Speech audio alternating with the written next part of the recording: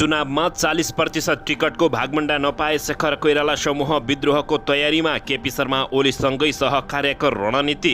स्वतन्त्र अभियानको रवि लामिछानेलाई प्रश्न, भोटको ढडिया थापेर तर मार्न खोजेको हो त? वर्षाका कारण उदयपुरको सदरमुकाम गाईघाटका सयौं घर पसल डुबानमा मच्यो निकै ठुलो हङ्गामा। गठबन्धन सरकारले मधेस द्रुत मार्ग र निजगढ विमानस्थललाई प्राथमिकतामा राखेको प्रधानमन्त्री शेरबहादुर देउवाको भनाई। नेपाली प्रधान सेनापतिद्वारा संयुक्त राष्ट्रसङ्घ मुख्यालयको भ्रमण। लोसपा केन्द्रीय कार्यकारिणी समिति बैठक सुरु। केन्द्रीय सदस्यको नाम ठुङ्गो लगाउने। गुल्मीमा आफ्नै जेठाजुद्वारा भाइबुहारी बलात्कार। सुदूरपश्चिममा बजेटको विरोध नगर्न सांसदहरूलाई माओवादी केन्द्रको निर्देशन। बढी भएको बिजुली निर्यात गरेर नै देश समृद्ध भन्ने मन्त्री पम्फा भुषालको भनाई। माओवादी निकट विद्यार्थी संगठन विभाजित। पवन कार्कीको नेतृत्वमा अलग्गै केन्द्रीय कमिटी गठन। मकै बेच्दै हिँडेकी महिलाको ठेला नगर प्रहरीले नियन्त्रणमा लिएपछि बालेन्द्र शाहको काठमाडौँमा विरोध। देशभर मनसुनी वायुको प्रभाव। यी क्षेत्रमा आज भीषण वर्षाको सम्भावना। 5 थरमा पहिरोले घर बगाउँदा एकै परिवारका 3 जना बेपत्ता। बागमती प्रदेशमा मुख्यमन्त्री परिवर्तनको खेलपछि नेकपा एसको संघीय दलको बैठक बस्दै प्रधानमन्त्री शेरबहादुर देउवासहित गठबन्धन दलका शीर्ष नेताहरू निजगढ विमानस्थलको स्थलगत निरीक्षण गर्ने। मेलम्चीमा आकस्मिक बाढीको सम्भावना। तटीय क्षेत्रमा सतर्कता अपनाउन आग्रह। शेरबहादुर देउवा पार्टीको होइन गठबन्धनको सभापति भएको नेपाली काङ्ग्रेसका शेखर कोइराला पक्षीयको भनाई। 40 वर्ष काटेर एक्लो जीवन बिताइरहेका विवाहित अविवाहित महिलालाई पनि भत्ता दिने सरकारको निर्णय। काठमाडौँ महानगरपालिकाद्वारा कर छुटको घोषणा। 22 बुधे माग सम्बोधन नभएपछि सरकार विरुद्ध राप्रपाको मसाल जुलुस। घन्टी बजाउँदै रवि लामिछानेले भने ठुला व्यथिति विरुद्ध लड्ने हो। रवि लामिछानेको राष्ट्रिय स्वतन्त्र पार्टी निर्वाचन आयोगमा दर्ता। बर्दिया स्थित नेपाल भारत सिमानामा गोली चल्यो। एक नेपालीको मृत्यु। काठमाडौँमा हैजाका बिरामीको सङ्ख्या 17 पुग्यो।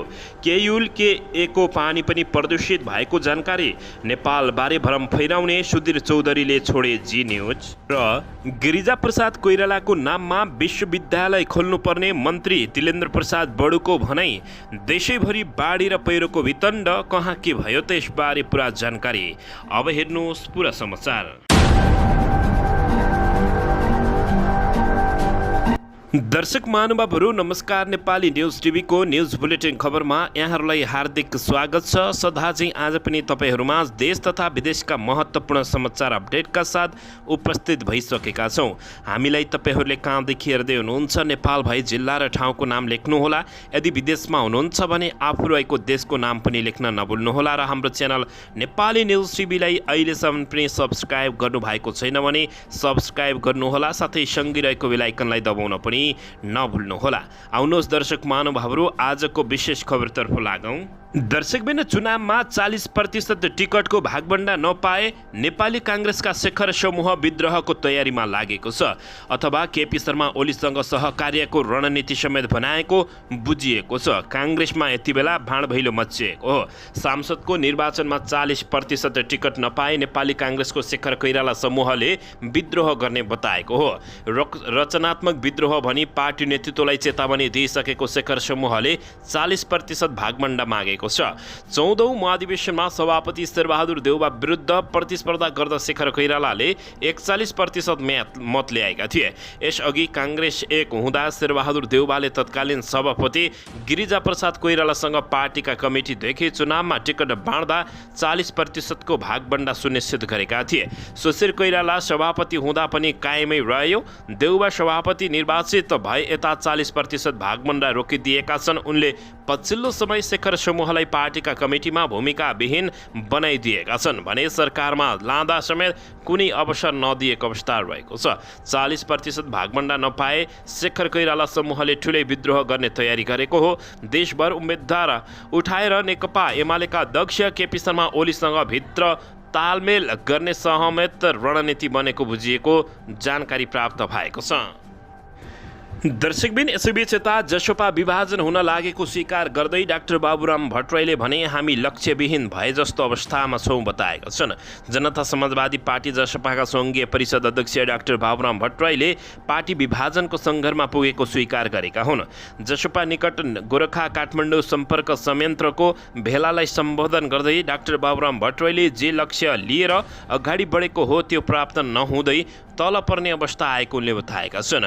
उनले वैकल्पिक राजनीतिक यात्रामा अवरोध आएको सङ्केत गरेका हुन्। 2073 सालमा वैकल्पिक राजनीतिक शक्तिका रूपमा नयाँ शक्तिको स्थापना गरे पनि अहिले बाटो बिराएर लक्ष्यविहीन अवस्थामा पुगेको डाक्टर बाबुराम भट्टराईको भनाइरहेको छ। हामी कहाँ कता लडखराइरहेको जस्तो बाटो बिराए जस्तो लक्ष्यविहीन भएको जस्तो अवस्थामा हामी सबै छौँ। म पनि बेला बेलामा जसँग भएर बिउजिन्छु। हामी कुन यात्रामा हिँडिरहेका थियौँ, कहाँ जाँदै थियौँ, जुन उत्साहका साथ हामी लाग्यौँ, कतै हामीले बाटो त बिराएनौँ, गल्ती त गरेनौँ, कहीँ हामी थाक्न त थाकेनौँ, हरेस त खाएनौँ भन्ने मलाई पनि बोध हुन्छ भने डाक्टर बाबुराम भट्टराई बताएका छन्। नयाँ शक्ति निर्माणदेखि जनता समाजवादी पार्टीसम्म आइपुग्दा बालुवाको घर बनाए जस्तो डाक्टर बाबुराम भट्टराईको टिप्पणी रहेको छ। समाज रूपान्तरको अभियान रातारात पुरा नहुने भएकाले समयअनुसार पटक पटक परीक्षण गर्नुपर्ने उनको भनाइ रहेको हो।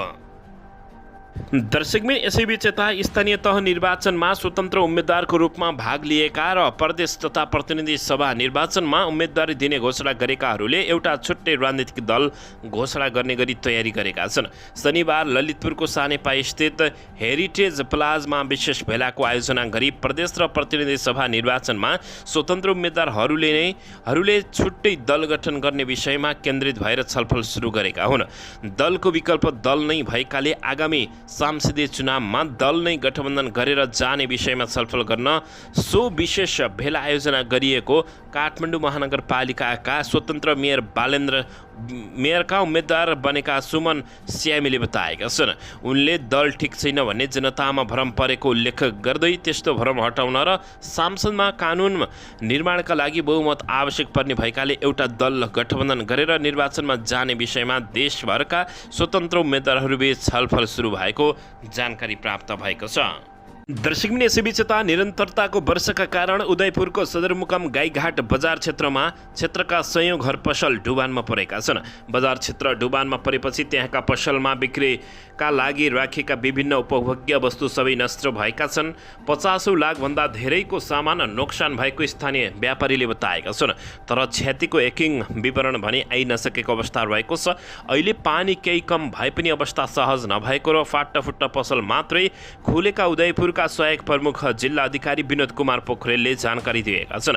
अहिले डुबान प्रभावित बजार क्षेत्रको अनुगमन भइरहेको उनको भनाइरहेको हो। मुख्य गरेर गाईघाट बजार क्षेत्र, शान्तिनगर टोल, ज्योति टोल, प्रतिभा टोल र मुख्य बजार क्षेत्रको पुरानो बसपार्क क्षेत्र तथा पिपल चौरक सङ्गमोटका अधिकांश घर र पसल डुबानमा पर्दा पसलमा राखेका धेरैजसो उपभोग्य वस्तुहरू नष्ट भएको छ। यसैबीच पसल सञ्चालक दीपक कार्कीले बताएका छन्। यसैबीच उदयपुरको चौडी गण्डकी नगरपालिका 5 मा त्रियुगा नदी नियन्त्रणका लागि लगाइएको बाँधले भत्किएको छ भने बाँध भत्काएर झन्डै 10 बिघा खेतमा बाढी पसेको जानकारी प्राप्त भएको छ। दर्शकबिन यसैबीच यता गिरिजा प्रसाद कोइरालाको नाममा विश्वविद्यालय खोल्नुपर्छ भन्दै मन्त्री दिलेन्द्र प्रसाद बडुले अभिव्यक्ति दिएका छन्। उद्योग वाणिज्य तथा आपूर्ति मन्त्री दिलेन्द्र प्रसाद बडुले गिरिजा प्रसाद कोइराला विद्यालय खोल्नु पर्ने बताएका छन्। दर्शकबिन यसैबीच यता स्वतन्त्र अभियानको रवि लामिछानेलाई प्रश्न रहेको छ। भोटको ढडिया थापेर तर्मान खोजेको भन्दै प्रश्न गरिएको छ। भर्खरै निर्वाचन आयोगमा दल दर्ता गरेका पूर्व सञ्चारकर्मी रवि लामिछानेप्रति स्वतन्त्र उम्मेदवारी अभियान आक्रामक देखिएको छ। शनिबार ललितपुरको सानेपामा आयोजित भेला अभियानका संयोजक डम्बर साहुद्वारा प्रस्तुत राजनीतिक शुद्धिकरण मिसन 165 नामक अवधारणा पत्रमा लामिछानेको नामै उल्लेख गरेर आलोचना गरिएको छ। किन व्यक्तिपछि पार्टी खोलिँदैछ? यहाँ क्रममा रवि लामिछाने लामिछानेले हतारहट्टा पार्टी खोल्नु भएको आशय हो भन्दै प्रश्न गरिएको छ। अवधारणा पत्रमा भनिएको छ, स्थानीय चुनावमा स्वतन्त्रको पक्ष जनलहर आएको देखेर समानी पार्टी भोटको धडिया थपेर त्यसैमा तर मार्ने उद्देश्यले स्वतन्त्रको नाम बदनाम हुने गरी हातमा पार्टी खोलिएको उनले बताएका छन्। रवि लामिछानेले पार्टी एकबद्धता निर्वाचन आयोगमा उजुरी दिएका संयोजक साहुले राष्ट्रिय स्वतन्त्र पार्टीका कारण स्वतन्त्र मतदाताहरू भ्रममा नपर्न समेत दाबी गरेका छन्। यसैबीच प्राप्त छलफल नगरी हतारमा पार्टी खोल्ने होडबाजीले वैकल्पिक राजनीतिक शक्तिलाई एकीकृत बनाएर लैजान नसक्ने उनको भनाइरहेको छ। उनले भनेका छन्, बरु यसले आफ्नो चुलो चौकोमा रम्ने पुरानै विकृति राजनीतिक परम्परालाई श्रय दिने बताएका छन्।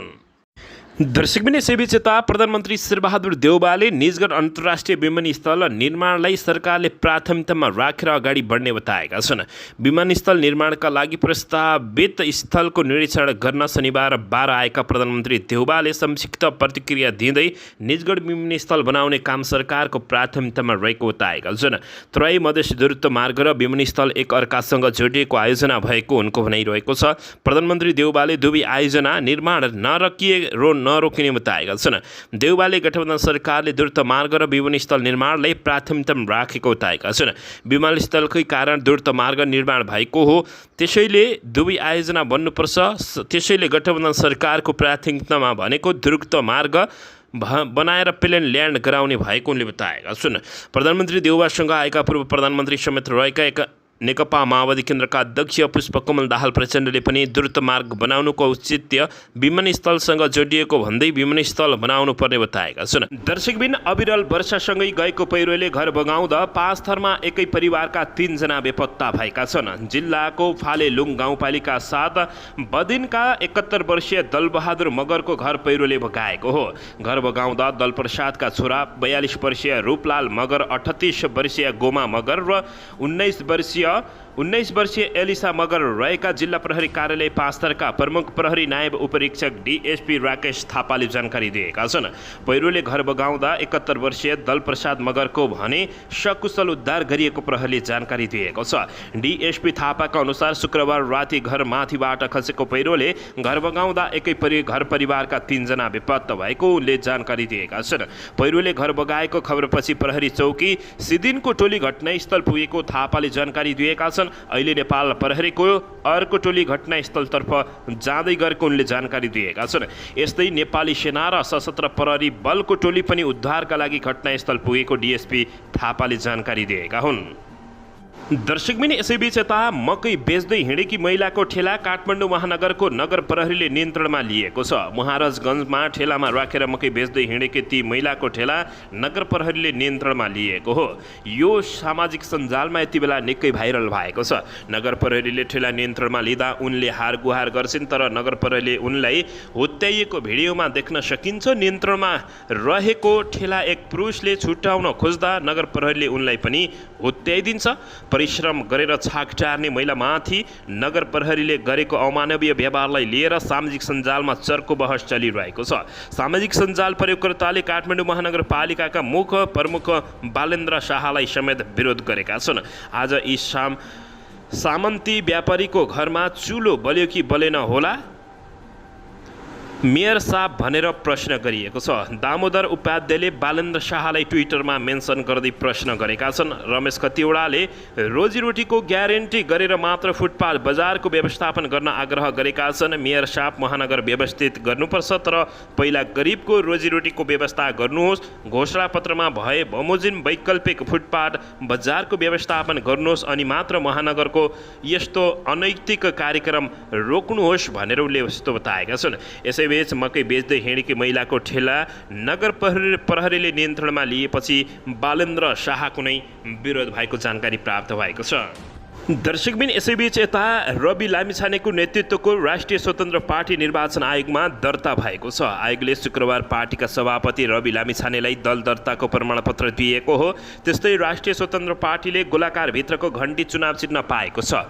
आयोगले निर्णय गरेर प्रमाणपत्र दिइसकेको आयोगका उपन्यायाधिवक्ता गुरु वाग्लेले जानकारी दिएका छन्। पार्टीको नाम स्वतन्त्र हुने भन्दै नहुने भन्दै लामिछानेले प्रस्ताव गरेको नाम स्वीकारेर पार्टी दर्ता गर्न हुने भन्दै नहुने भन्दै आयोगमा उजुरी परेको भए पनि आयोगले लामिछानेको दललाई दर्ता गराएको छ। टेलिभिजन छोडेर रवि लामिछानेले यही असार 7 गते नयाँ पार्टी खोल्ने घोषणा गर्दै दल दर्ताका लागि आयोगमा निवेदन दिएका थिए। निर्वाचन आयोगबाट गोलाकारभित्र घन्टी चुनाव चिन्ह पाएपछि रवि लामिछानेले राष्ट्रिय स्वतन्त्र पार्टीका संयोजक लामिछानेले सबैले मिलेर लड्नुपर्ने विषय थुप्रै रहेको बताएका छन्। सामाजिक सञ्जालमा चर्को आवाजमा घन्टी बजाएको भिडियो क्लिप हाल्दै उनले आफ्नो पार्टी ठुला व्यतिथि विरुद्ध लड्ने पनि बताएका छन्। हामीले मिलेर लड्नुपर्ने छ, विषयहरू थुप्रै छन् र हामी ठुला व्यतिथि विरुद्ध लड्ने हो, एक अर्का विरुद्ध होइन। राष्ट्रिय स्वतन्त्र पार्टी सबै देशभक्तहरूसँगको सहकार्यका लागि नसर्त खुल्ला छ। मन, वचन र कर्मले रवि लामिछानेले ट्विटरमा भनेका छन्।